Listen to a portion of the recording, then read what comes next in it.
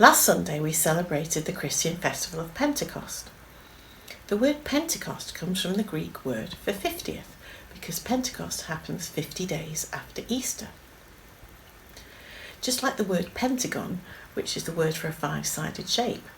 Perhaps you know the names of other multi-sided shapes. After Jesus died and was resurrected, he appeared to hundreds of people over the next few weeks and months. And after 40 days after that first Easter, he ascended into heaven. And just before he left, he told his friends and followers, the disciples, that he would send a helper to be with them. He told them to wait patiently in Jerusalem for this helper to come. So one day, 10 days later, they were waiting early in the morning in an upper room with closed doors and windows, waiting patiently for this helper that Jesus was going to send.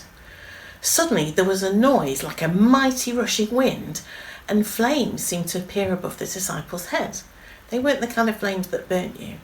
And the disciples felt filled with energy, and this was the Holy Spirit, the helper that Jesus had promised to send. So just like the wind that you can't see but you can see the effect of, this was like the Holy Spirit. You couldn't see it, but you could feel the effect of it. Perhaps you've seen the wind in a windmill, or perhaps you've seen bubbles that dance and blow in the wind. I love bubbles. Perhaps you can think of some other things that use the wind. So the disciples were filled with this Holy Spirit, and suddenly they found they could speak in other languages, which was amazing because a lot of them were simple fishermen from a little town called Galilee. Now at that time of Pentecost, there was the Jewish Harvest Festival taking place in Jerusalem, and lots of people were gathered there to celebrate this Harvest Festival. They heard the great commotion and went rushing to see what was going on. And suddenly they found that the disciples were speaking in their own languages, no matter how far away they'd come from. They couldn't believe it. How come these people from Galilee know my language, from North Africa or from the West or from the East? They couldn't believe it. The disciples told them all about the events of Easter, the things that had happened and the miracles that Jesus had performed.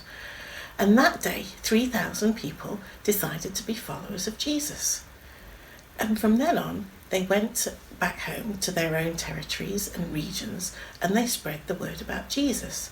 And we consider this the birthday of the church, because from then on, in the 2,000 years since, we now have 2.5 billion Christians around the world, which is amazing, isn't it, from that one event at Pentecost. So ever since, Christians have celebrated Pentecost, and we say happy birthday to the church.